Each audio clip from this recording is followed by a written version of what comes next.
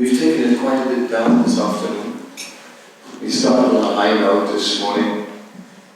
Krishna in the spiritual world, Krishna in his eternal activities with his devotees, sweet Krishna playing his flute, the gopis that dropped everything and simply gave up all security in life.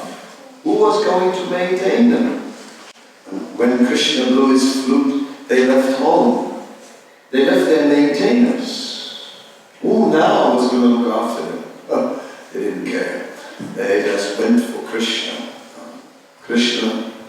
They gave up all material calculation and gave it all to Krishna. Everything simply went there in the forest, broke all relationships, and trusted that from this devotional service, all auspiciousness will come. Shraddha Sattva Vishwaskaya Sudre Nischaya Krishna Bhakti Kar Sarvakama Krita Hare. They had this firm faith that from devotional service all good will come. That's what it meant when the gopis left. They didn't just become like outcasts in the village, but they left their maintainers. So they were fully trusting in Krishna. Well, the morning went by, and from that initial high, that initial pure devotional service, we gradually came down to regulative principles, because we could see our minds are sinful, our hearts are still having many material desires. Therefore, regulative principles are helping us to hold on to something, and give us a grip on life, and a clear what to do, what not to do. Even if we may struggle sometimes, that may happen to some. I'm not saying to all, but to some. Even if there is a struggle. I sometimes say, these vows of initiation, when we are following them, and when we are living with them nicely, then they are like a desire tree that produces so many fruits. But when we don't follow them, those same vows will still be there, but then they will beat our heart like a stick. See? So therefore, some are above the vows, some are below the vows, but whatever it is, we live with them, and either they flourish in our heart or they beat our heart. There was one devotee who told me, said like, I just can't chant anymore. I said, well, why not? I just don't have any taste. I don't have any taste. I said, well, taste or no taste, you know. You have to understand one thing. And that is this, is that for you, there are only two options. One option is to be a happy devotee, the other option is to be an unhappy devotee. Too late now, no turning back. So it is like that for many of us. We can choose. When we take shelter of these vows and of this process, then we can become a happy devotee. And if we just cut corners and break them a little here and bend them a little there and forget them on Sundays or Fridays, whatever, or the whole weekend or the long weekend off, whatever it may be, if we do so, then the vows will beat our heart. 3.5 principle, 3 3/4 principle, 4 minus principle, it will beat the heart. So, therefore, we have now come to the part where we discuss Varnashram. Varnashram is in itself not transcendental. It is a material system. It is a system to regulate material society. In a way, you could say it's a support structure for spiritual life. Varnashram without devotional service is condemned in Srimad Bhagavatam. It is said in Bhagavatam that Varna ashram must be sansiddhir haritosanam. It must be for the pleasure of the Supreme Lord, Hari. Otherwise, what is the point? One can be the perfect Brahmana, and that is punya, but it is within the material world. It doesn't make one free from the cycle of birth and death. Only when devotional service is connected to it is Varna ashram meaningful. Well, let's begin with the ashrams. The brahmachari ashram is valuable, absolutely. And in the Vedic culture, it was recommended that one would take some training in the brahmachari ashram. Brahmachari gurukule vasudanta gurohitam. The brahmachari would first stay for some time in the gurukul of a spiritual master. He would learn to become detached, he would study the Vedic literatures, he would beg alms for the spiritual master, give them to the spiritual master, and wait to be called for prasad. And if it was forgotten, then he didn't show up. So he was learning to be sense-controlled and detached, and then he got married. So that, of course, was a good system. Nowadays, we spend so much time and energy in education.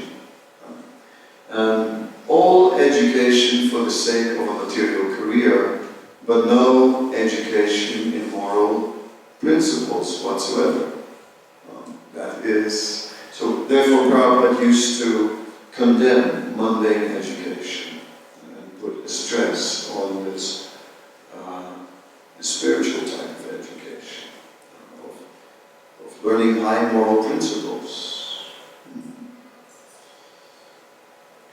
Yeah, you might say, but if you don't get that kind of modern education, then how will you connect to the world? Right? Well, but we see that some of our Gurukuli graduates are doing well. We have two here in the Sydney area, and one is Sri Pranat, who is a Gurukul graduate, and the other one is Prem Vikash, who is like one of the managers in Govinda Valley. And Prem Vikash had worked for some years in a corporate environment and professionally.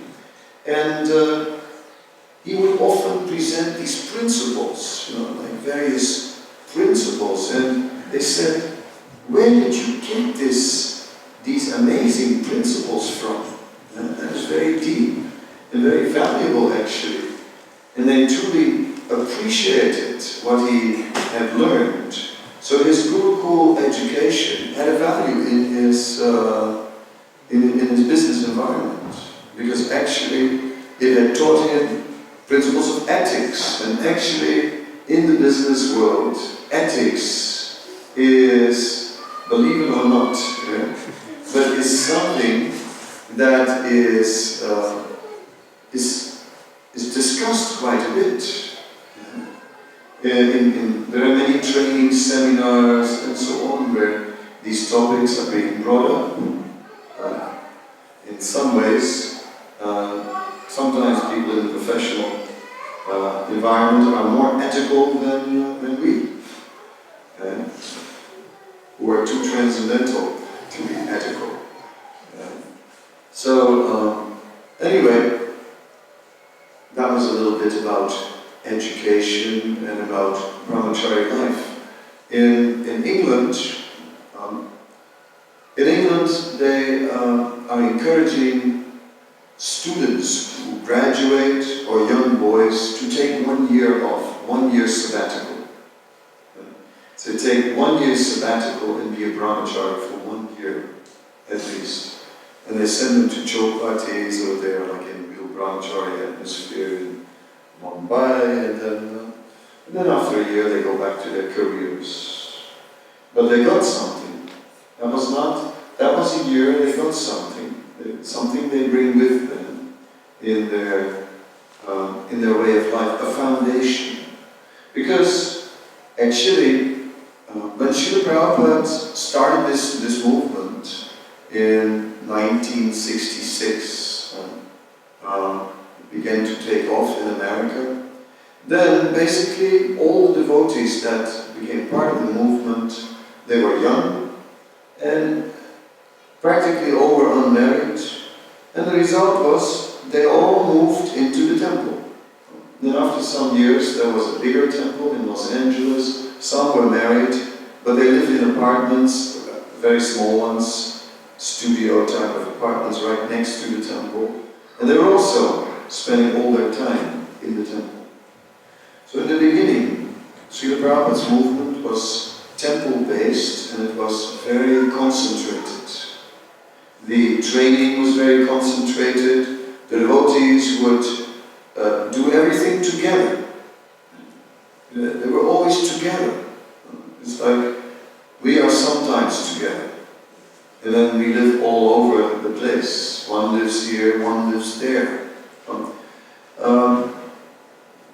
Srila Prabhupada conceived ideas of communities, devotee communities, where devotees would live together so that they would be in an environment which stimulates spiritual life, where such communities are possible. It is possible.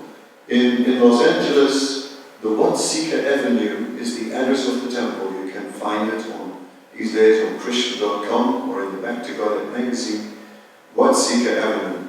And if you come in Watsika Avenue, practically all of Watsika Avenue is owned by devotees. They bought up all the flats, the whole street. Everybody bought up in that street. And that is something to be duplicated. Why don't we try something like that? All try and move together as much as possible. More and more. That is useful. It is immediately noticeable. If you live in an apartment building and there's another devotee moving in the same building, suddenly you have a devotee and you meet each other from time to time. But one lives in the west, one lives in the north, one lives in the south, and guess where the other one lives? The east. Haven't you know? Okay. Yes. Right. And then maybe not every Sunday, but every other Sunday or every Sunday it works out, or when the weather is not too good and the kids don't have some sports event, then we come together. Are we trying to make it easy for ourselves, or are we just going along with the flow? The flow is not going to take us towards Krishna. It is, if we don't take initiatives to to bring more Krishna consciousness into our life, it will not happen. Matsya Avatar was a designer in Italy, a furniture designer, Italian furniture, and some other interior designs. And he had 9 different design contracts when he met Prabhupada. And there was a discussion with Prabhupada which lasted for 1 hour. And in that time, he became completely convinced. This Krishna consciousness is the essence of life. It is what I should give my life to. And he also realized that that means I have to make changes. With these 9 contracts that I have, there is no space in my life for Krishna consciousness. I will have to adjust something. So he decided that out of the 9 to keep the 2 best ones, and he calculated the ramifications of it. And said, well, we're going to tighten the belt a little bit, but we'll survive, we'll manage. And he did it. He He had courage. He cut off 7 contracts, kept 2, maintained his family somehow or other, but created more time in this way, and which he spent with Krishna consciousness.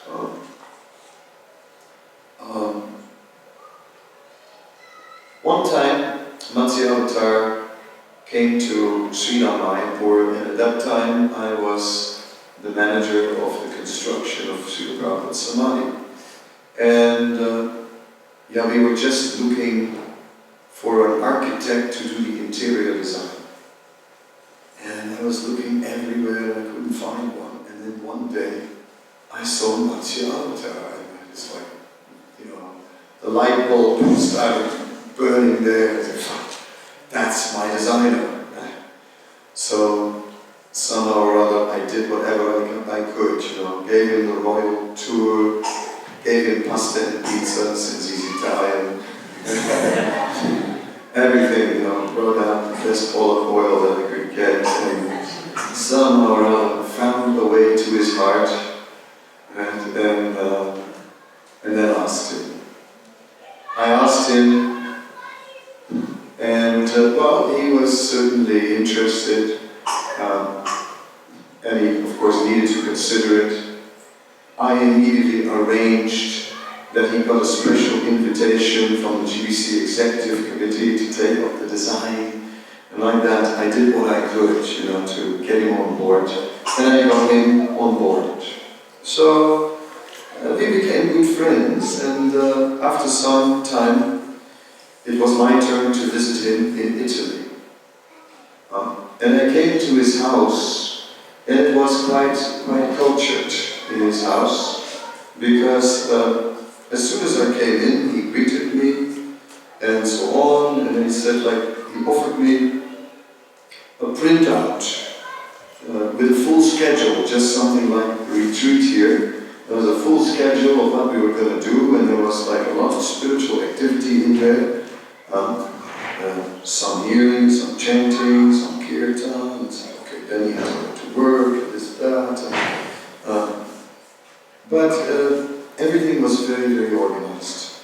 And then in the house, the ladies, that was his mother, his wife, his daughter, they were living on the ground floor, and he was living upstairs with his son. And then separated, the men upstairs, the ladies downstairs. That's how we did it. In the middle, there was the temple room. And everything was designed in a very nice way, since he was an interior designer. In the morning, it was cool when I was there, so in the morning the deities were getting hot cups of tea, and they had special, herbal tea. They had special teacups, etc., very beautiful for the deities, everything. So, and the deity worship was really the center of the house.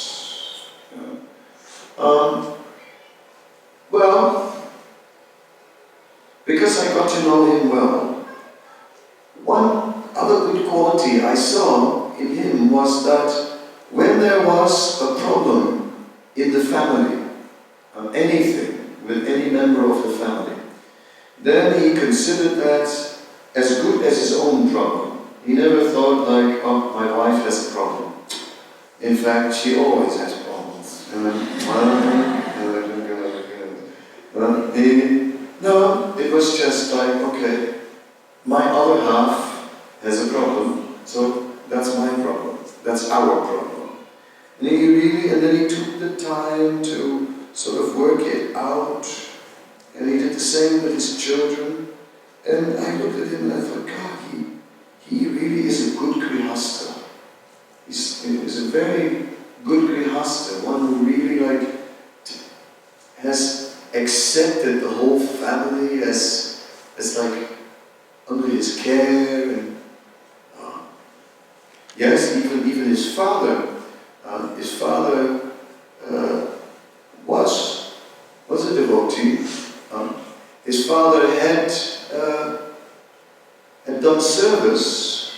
His father was restoring old buildings buildings in Italy, old churches, these very beautiful aristocratic Italian buildings, and he was restoring them. So his father also built the temple in Villa Vrindavan in Italy. He made these amazing marble floors and columns, and if you see it, you can go there one day. It's quite a place. I was there a few months ago. We had a little kirtan mela there, and I was looking at all that marble, and I remembered Matsya's father, and I thought, yes, he did it with his own hands. The old man was the last thing he did. That's what Matsya told me. And then his father became very ill, and as he was ill, and in his final days, his father was becoming a little bit influenced by the disease and overwhelmed by the whole situation. So he was just lying in bed and he wouldn't change. And then one day, Matsya went into the room and he said to his father, "So, and now it's enough." Father's like, I'm dying, what is this? He said, "Yes, now it's enough. You're going to chant." And the father said, "I can't chant." And he says, "Oh yes, you will chant. You will chant." The father said, "I can't." He said, "You will chant or I will beat you." And apparently he was so serious that the father chanted. And at the end of his life he was chanting. He left his body chanting. So Matsya was very serious about taking care of his family, some way or other. And he's still taking care of his family. And he's a dear friend of mine. And I'm not saying that we must do everything he did, or do it exactly like he's doing it. And everyone is different. Yes, everyone is different. But one thing is for sure, he is a good grihasta. A good grihasta, one who really makes something out of his life. One who doesn't just go alone with the flow. One who is not just another sheep in the herd. Looking to the left, looking to the left, looking to the right.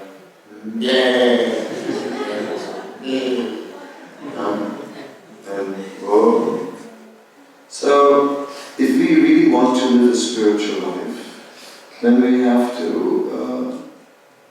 make some arrangements to bring more Krishna in our life.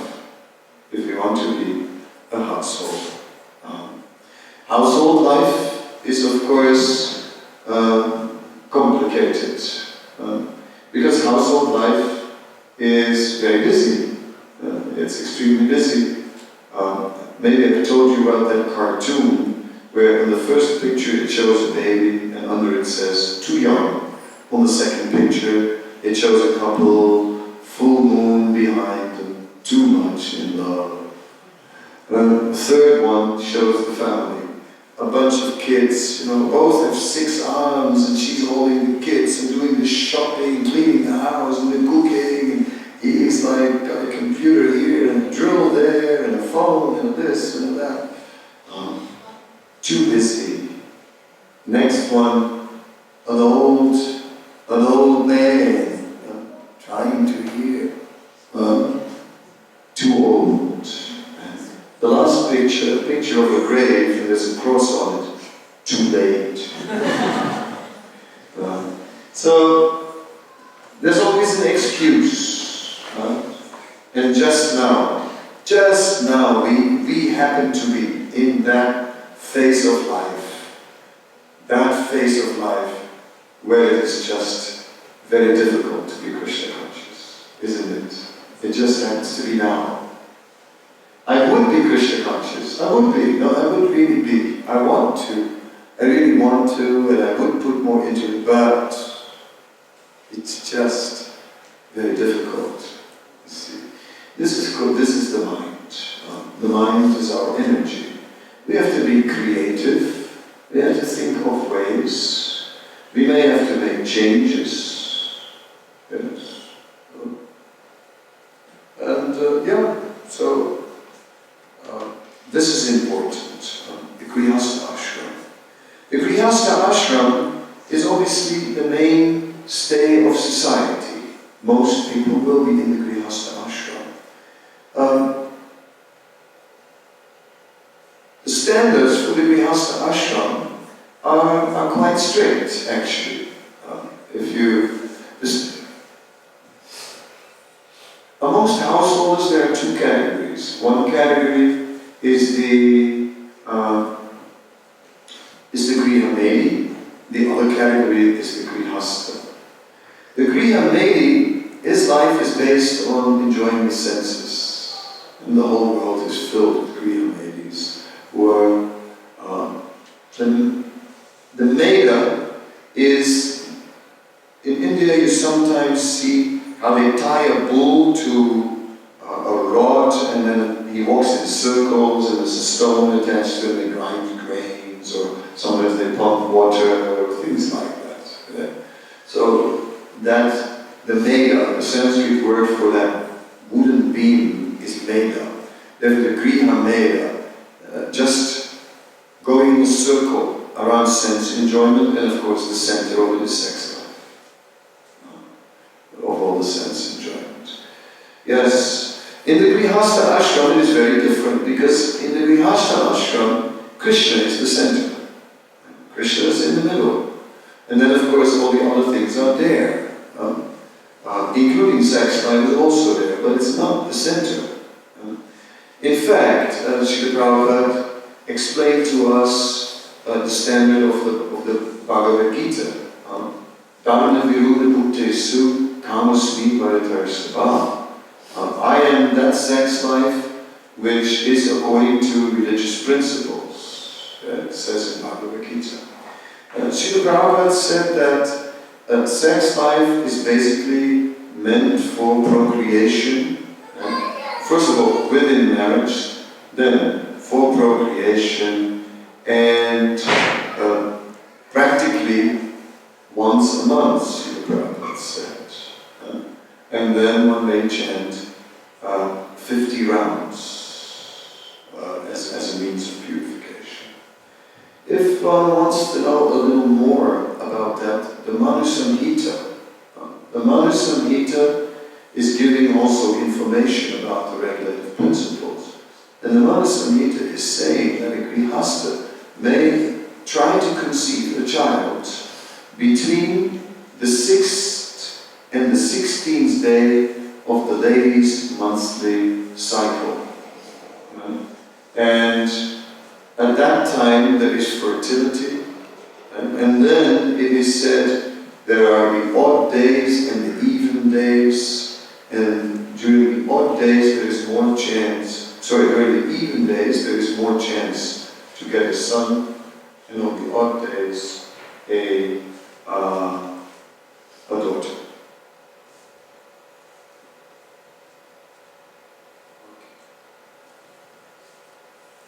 So in this way, we see that the Grihastha ashram is,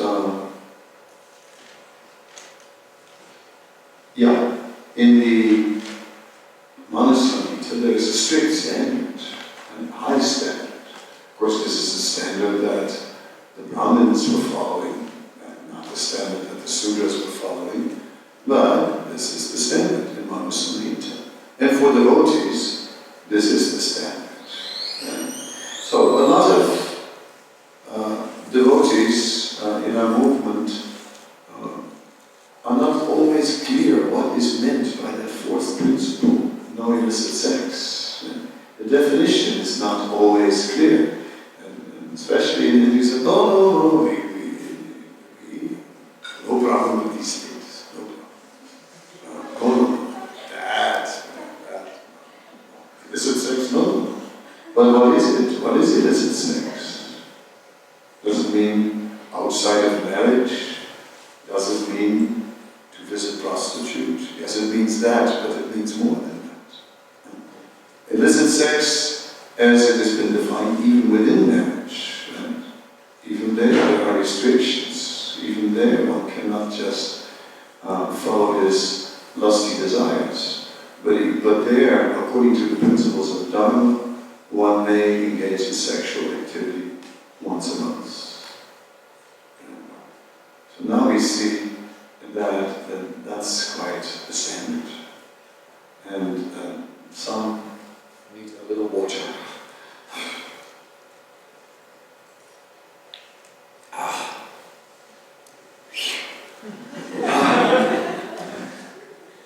Yeah. Well, I'm sorry to put it on here. Drop it on the table like that. So blunt. But what to do now? It's well, there's no need to be alarmed. Some of us may be following those standards. Some of us may be trying to follow those standards. Some of us may have never heard of those standards and are a little bit shocked now to hear them for the first time and can think about it. But this is actually what it means, no illicit sex, and I felt that it was important to spell it out just in case it wasn't clear. That actually is the standard. So Srila Prabhupada gave us that standard. It is found throughout his books, and Manusamhita gives us that standard and explains it in further detail. So, yeah, what to do now? I think keep that one on the belt. I wanted to turn to the Bhagavad Gita, and because of that light, it is unreadable, and I think I will not describe it in so much detail. But in the Bhagavad Gita, I think you have heard that there is a yoga ladder. Right? The yoga ladder in the Bhagavad Gita gives different levels of yoga. Yoga means, as we know, comes from yutena in Sanskrit, to connect. To connect. So to make a connection with Krishna, that's the idea, that's yoga. So in other words, there are different ways for connecting with Krishna. It's also hard to read at a distance, but it says that while the lower levels of life are not regulated, so the first two steps here are not regulated.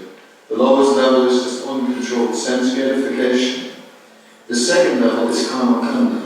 Karma-kanda is ritual that we perform for getting material enjoyment, for getting material benefit. So we're very religious, right, for material benefit. So that is outside of yoga. That's not yoga, that's below. So karma-kanda is materialistic and below yoga. Yeah? But it is restricted sense gratification, whereas the other type is uncontrolled sense gratification. So that is what is below. Then above it starts yoga. Yeah? Now, the Bhagavad Gita gives us karma yoga, and then it gives us jnana yoga. It also describes jnana yoga, astanga yoga, and finally pure devotional service. So in karma yoga, we are basically engaging the activities which we like in the service of Krishna. The jnana yoga is like a further, is the beginning of Bhakti, where we begin to meditate. Jnana means meditate on the Supreme Lord. Astanga yoga, although it is the asanas, the essence of Astanga yoga, if it's done done properly, mostly it's not done properly, but if it's done properly, it leads to samadhi. That is the aim. The aim of Ashtanga Yoga is samadhi. So you perform all the asanas, you perform various disciplines, ultimately to come to samadhi. And samadhi means absorption. That is why Ashtanga Yoga is placed so high in the ladder, because it's supposed to give us that samadhi. Alright, we'll jump now. I know that was very quick. Another day we'll do a whole hour just on the yoga ladder. What to do, we can't do everything. I just quickly put it in the script. Now I am giving the essence of the yoga ladder here in a simplified form. I'm giving karma yoga, jnana yoga, and bhakti yoga. These three are the essential levels of yoga. So karma yoga. Karma yoga means that you dovetail your personal desires in Krishna's service.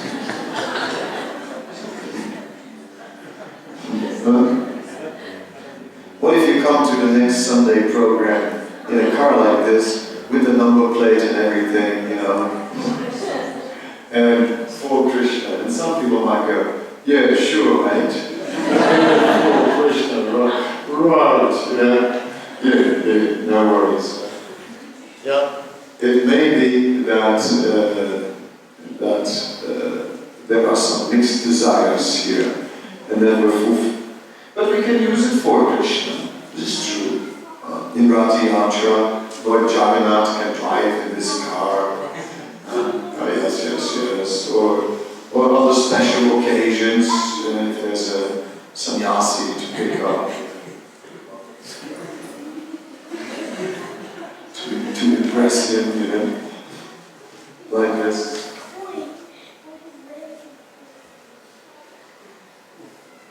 Yes.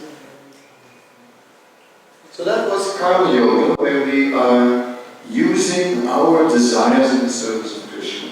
Now we are going to jnana yoga. I hope you can see the picture.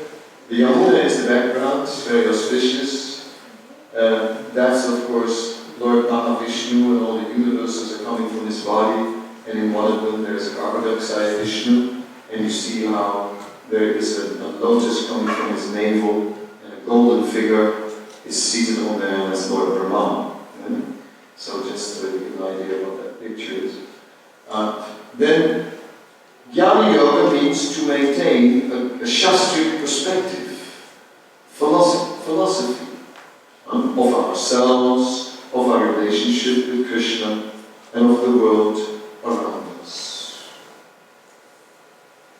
Aham brahmasmi. I am not the body, but eternal spirit soul. Well, that has, of course, quite some consequences. So devotees remind themselves again and again, I'm not the body, I'm eternal spirit soul. So these desires of the body are not so important. Not so important because that's not really me. They're actually not my desires, they are simply the desires of the body. And isn't it true that when I was young and a child, I didn't have such desires, and now I do? Just see, it is actually just a few hormones that are released at a certain age, and now these desires are there. They have nothing to do with the soul that is within them. Aham brahmasmi. I'm not the body, but eternal spirit soul. This is jnana yoga, connecting with Krishna through philosophy, a shastric perspective. Jivera sarupaya, Krishna Nityadas. All living beings are the eternal servants of Krishna. So that's both is there. I'm not the body, but eternal spirit soul. All living beings are the eternal servants of Krishna. So this is the philosophy that one has to remember. And finally, look at the bigger picture. It's right under there, the bigger picture. I'll make it a little bigger for you. The bigger picture is actually the whole universal this little place called Hornsby. I mean, wherever it is, we can look on our phones and they'll tell us where we are.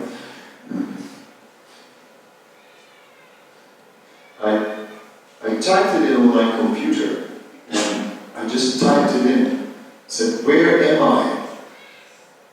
And then a screen came up and said, do you want us to tell you? I said, yes. And then it told me where I was. And I was thinking, I'm not the only one who knows where I am. Anyway, but all that is not important that we are here in this realm, because actually there is the sky, and beyond the sky there is all this. Right? So, how small and insignificant are we? How small is this life? How small are these petty desires to do so many things? Ants' dreams, that's what I call them. Ants' dreams. Have you ever seen ants? Have you seen ants? Okay. Did you see what they're doing? Ants. What are they doing? Working.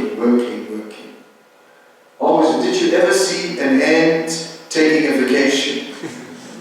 Did you ever see some ants on the beach? Sunny on, lying back. No?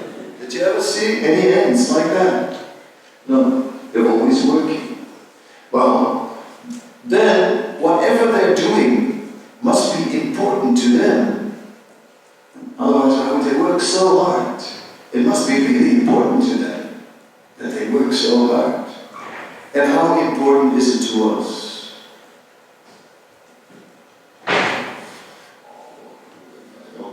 Are you losing any sleep over it? Over the ants?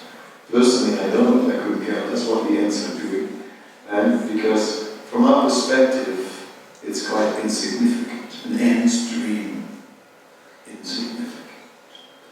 So, we must look at our life and all the things that matter so much that actually in the bigger picture.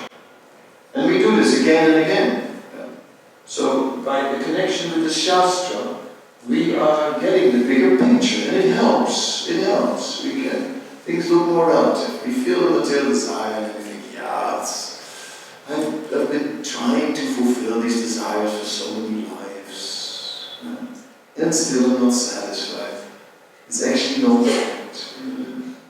So philosophy is one of our tools that we use to deal with the pushings of the mind and the senses. Of course, at the bottom there is the small letters of the contract, which you can hardly read, but I'll read them for you, because I've got my glasses on.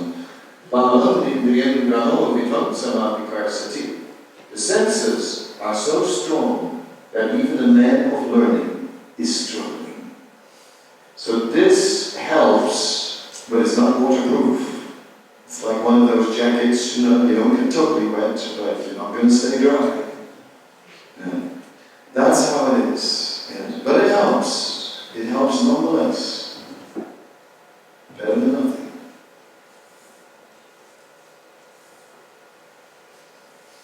I skipped this stuff. The third one is just simple. Bhakti.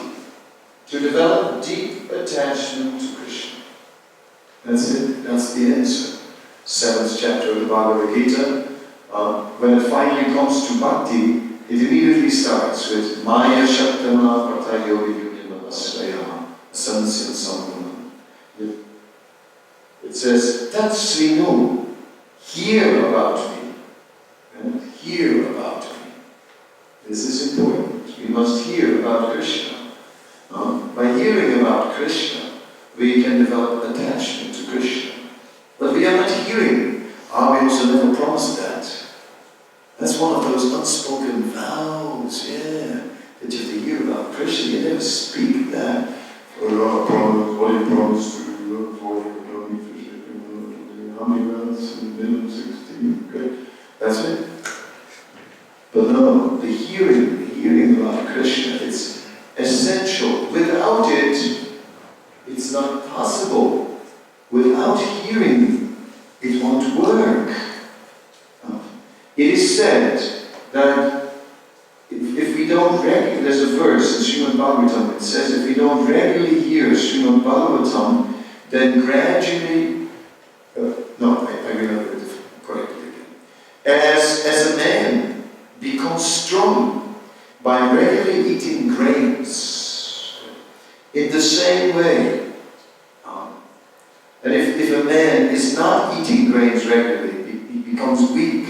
In the same way, one must regularly hear Srimad Bhagavatam. And if one is not regularly hearing, then one will become weak spiritually. But we don't, it's not part of our culture, it's not what we do. We don't hear Bhagavatam every day. For how long? But it can be done. No? We could do it. We could put on a tape while you're in the kitchen. I put on every morning, I put a tape. As soon as I get up. And then at least and I carry it with me also to the bath and everything. I listen in the bath. Okay. Well, I go away, shave. That's a lot of time. It's morning at the top. So I heard something extra this morning. I heard it. Try that one. By the time we get through all that wall, whole canto,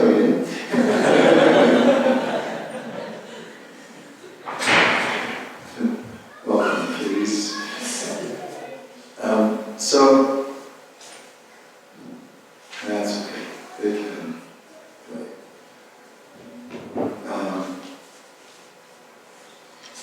So we can listen to recordings in the car. Of course, say I've already changed my rounds in the car. Alright. Then it's time to get up a little earlier. I got to sleep, I agree. Then it's time to go to bed a little earlier. I want to relax a bit. That's the problem. That's the problem. Just stop it. To quote a well-known devotee. Just stop it.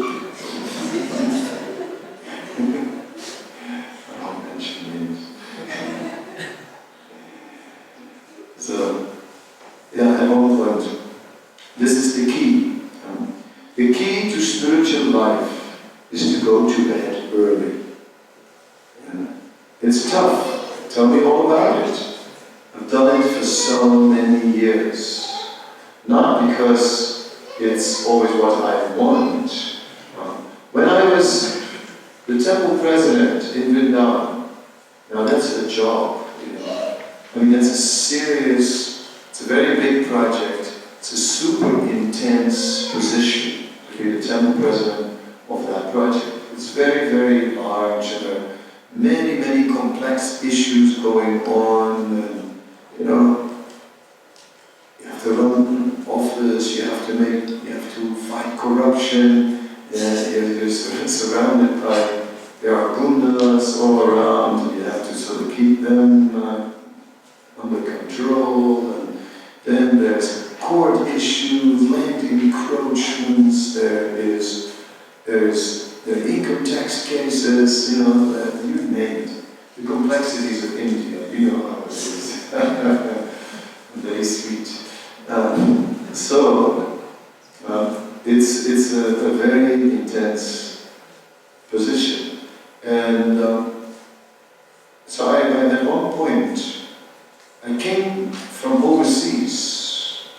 I'd been away, I came back from overseas, and I flew in and I was jet-lagged. And I couldn't sleep. And I was just getting up at 1 o'clock. It was great. I was chanting, was just walking around in the night, Hare Krishna, Hare Krishna, and I actually had fun. I had fun chanting for a change. I was not in anxiety when we're going to finish these rounds, and I really should be doing something. There was nothing to do, and I was just chanting and I couldn't sleep anyway, so it was great. And I just got so inspired that I realized this is very powerful. This is a great boost. So I changed my whole program, and I started to go to bed really early after that, and then get up every day at 2 o'clock, and I kept it throughout the years. Of course, it meant, when you're tired, when I'm tired and I forget at 2, then I have to be in bed at 8. And that's tough, because there's always a reason to stay up longer. So when I was strict, 7:45, I'm going up, right? Start brushing the teeth and get ready, and that's it, ready for the night. Tucking myself in at 8, lie down. 2 o'clock. Hare Krishna, Hare Krishna, Krishna Krishna, Hare Hare. Now everyone still. Hare Krishna, Hare Krishna, Krishna Hare. Yes. And then suddenly, after Mungalati, then I had time to read. Then I had time to study. And that kept me going, because the whole day, so then I had my morning program, I was chanting, I was reading, and at 9:30 I was in the office, and all hell would break loose. Because, when you're the president of like a bigger project, it means that all the problems that couldn't be solved by anyone else, they come to you. That's how it is. So, but by the time that a problem reaches you, it's a nasty one. For sure, it's like, it's something you really don't want to deal with. Anyway, the game, of course, is called delegation. So, problem number 1. Well, okay, you go there, you go there, you go there, you go there, you go there. So, doing well until there's one that you really can't get rid of. Some problems, well, if there's a big problem, the first approach is do nothing and see if it goes away. Some problems just go away by themselves, they do. I learned that as a manager, when you have a problem, you don't always have to worry, what am I going to do about this? No, just first see if it goes away. If it really doesn't go away, then you're forced to do something. Okay. Not easy. So usually by the time lunch would approach, my head was getting somewhat heated from all this intense round, so I would take a little nap, maybe half an hour, just some lunch.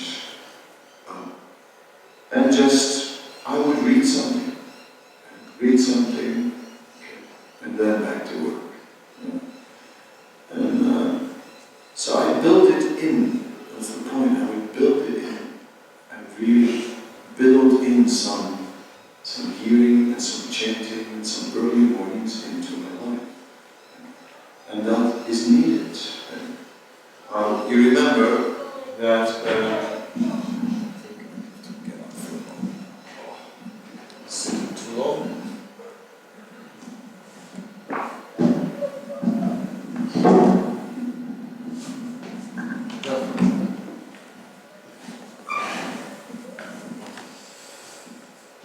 You remember how earlier this morning I was speaking about spiritual life is about taking a step, and how gradually we begin to reach out towards the spiritual world. But you can see there is no weight on my toe at all. Nothing. All the weight is here, on the material side. So I'm completely living my same old material life, but Krishna consciousness is there, and I know I say Jai Prabhu, Hari Bol. I know what to do. I say all the right things. I know the mantras. I also offer flowers. I'm good at that. But for the rest, are you chanting? I am trying. I'm trying. Are you following the principles? I'm trying. I say, Prabhu, you're not trying. Prabhu, you're crying. Right? Because this way it will not work. We have to put some weight on there. Weight means serious. And to invest on the spiritual side. You have to actually make an arrangement for it. Well, my spiritual life is not really happening. No wonder, because you're not doing anything about it. The dinner is not cooking. I mean, I don't understand it, you know. We got all the veggies, but the dinner is not cooking. Yeah, you expect the veggies to jump in the pot. We are ready for the offering. I mean, no, you get what you put in, you know. I mean, I know somebody who just throw the vegetables in the pot, you know, then take a big knife and just go while it's boiling. It's very quick, but not so tasty as Kuruma's cooking. It would take a long time. And with Kuruma, every detail has attention. Oh my God. When Kuruma's in the kitchen, everything's 11,000 volts. Don't touch it! Don't move there! That's cool. But then, super strict, I mean, intense. Sweet as he is in the kitchen, Kuruma is in charge. But the result, there's the investment, the energy is there. So, on that spiritual side, what are we going to invest? Gotta make a plan, something that works for you. But there are principles, and they're the same for all. And early to bed is one. In the temple, everybody knows. Right? We who lived in temples, boy, I mean, we had Prabhupada arranged a kind of a military system, and then you have the temple commander, you know. All right, lights out, you know. Oops. Dead silent after 9, right? No light, you know. No light, no noise. No giggling in the corridors. Quiet. That's how it is, isn't it? In the temples, that's how something like militaristic, and I must admit I didn't like it so much. But the principle, therefore, the Grihastha ashram is the ashram of taking responsibility. It is the ashram of responsibility, more so than the brahmacharya ashram. Because the brahmacharya ashram is the life of discipline. It is the life where one is following the strict and rigid discipline. But the Grihastha ashram is the ashram of responsibility. It's all about responsibility. Everything has to do with responsibility. Responsible, that's, you know, you do this duty, that duty, so many duties. Yeah. Your children, bring the money, responsibility. So, we have to take responsibility spiritually. That's it, because in a Grihastha ashram means a private situation. There's no one who's going to tell you in the morning. I'm not going to call you. You're going to switch off your phone anyway. People are not work. Yeah. We have to then be self-starters in the Grihastha ashram. So put some things in place that we ourselves put more weight on the spiritual side. And because if we don't,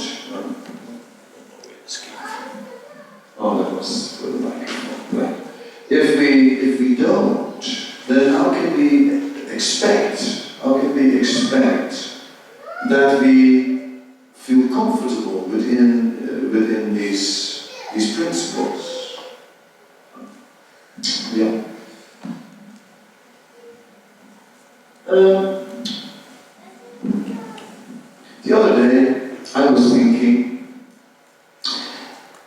do you really think that these 4 regulative principles is for the whole world?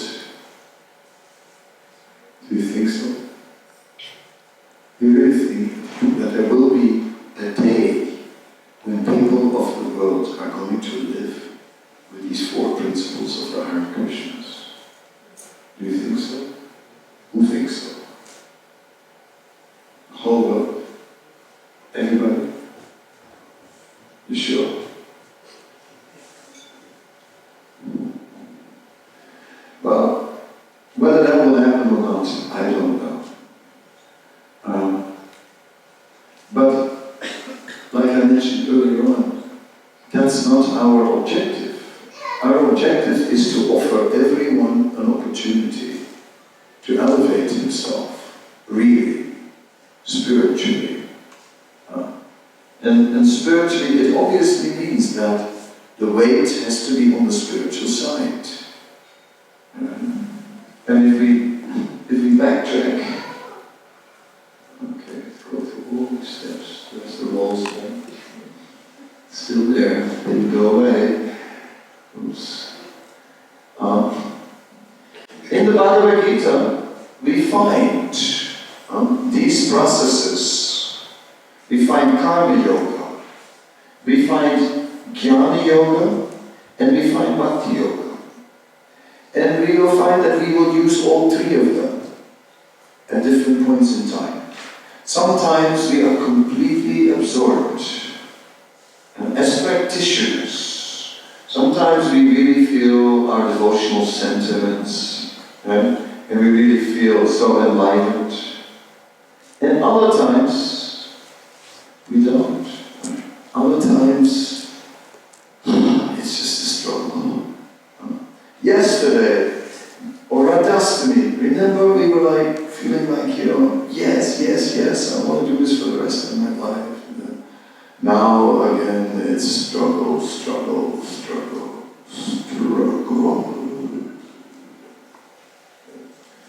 Alright, so at the time when we struggle, we have Jnana Yoga and Karma Yoga as a safety net. When we are not able to stay on the ecstasy of Bhakti, then the next level is we take shelter of philosophy. Then we can remember, I'm not the body, eternal spirit, soul, eternal servant of Krishna. I've been going through so many lives. And the bigger picture, like that. Then we take shelter of that.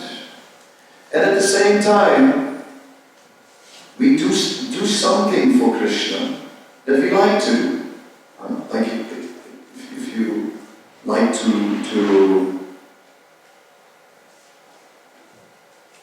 if you like to cook, you cook for Krishna. If you like to sing, you sing for Krishna. If you like to drive, you drive for Krishna. If you're a handyman, then drill holes for Krishna, and if you want to do the garden, okay, move to a place where you can do gardening. You have to find a service. This idea of finding a service, something that suits us. There are many people, they come to the temple, they are there, and they come to the programs and this, that, for a long time. You see them every Sunday, and then after some time they fizzle out. And then you look like what happened, or what didn't happen. And one thing you find is, they didn't find a service. They just didn't find a service. Something that absorbed them. Something they like to do.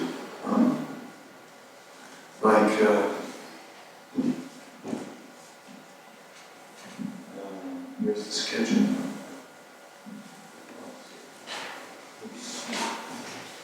Quickly should look at what the time was, because I got a note that the play wasn't happening and that I had to fill up that time. I didn't like that at all. In fact, I liked it. I thought I'll do some drama myself. And so that's fine. And about marriage, now I may as well show this one too. By the way, for devotees, there's no divorce. You know how it is, it starts with courting and ends up in court. And so somehow or other, I think that if we follow the lead of Matsya Avatar, that spirit, where we are not just so self-centered, but where we are as a servant in the marriage, instead of a master, then it will work.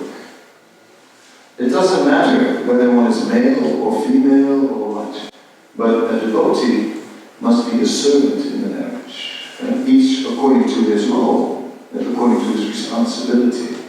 But success of a marriage is the same as success in spiritual life, to be a servant. That means to give instead of to take. The focus goes on giving, and suddenly it becomes favorable for spiritual life. Whereas when the focus, when I am the master, then we're in trouble. Then we're in trouble. And then marriage is in trouble.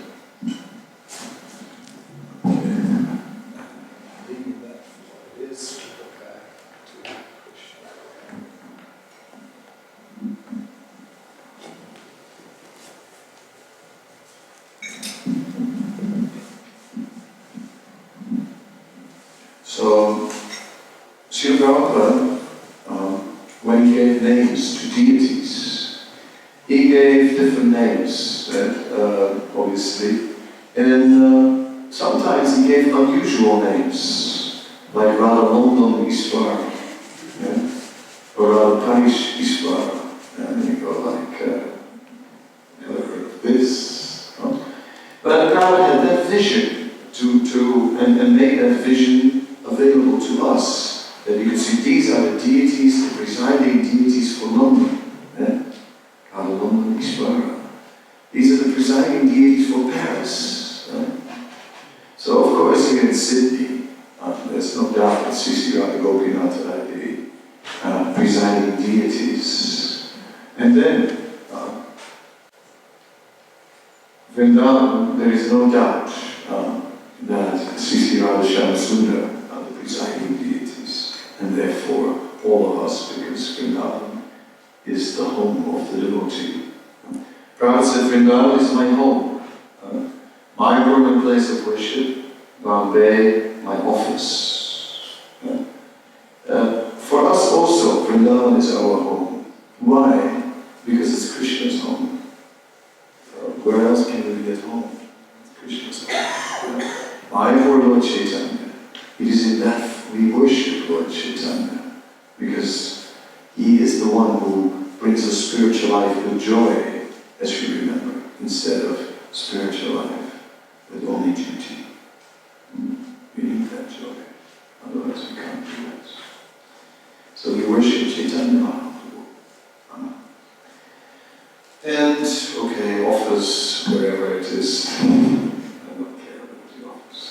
So, Vrindavan, our place of our home, Mayapur, place of worship. And then our office.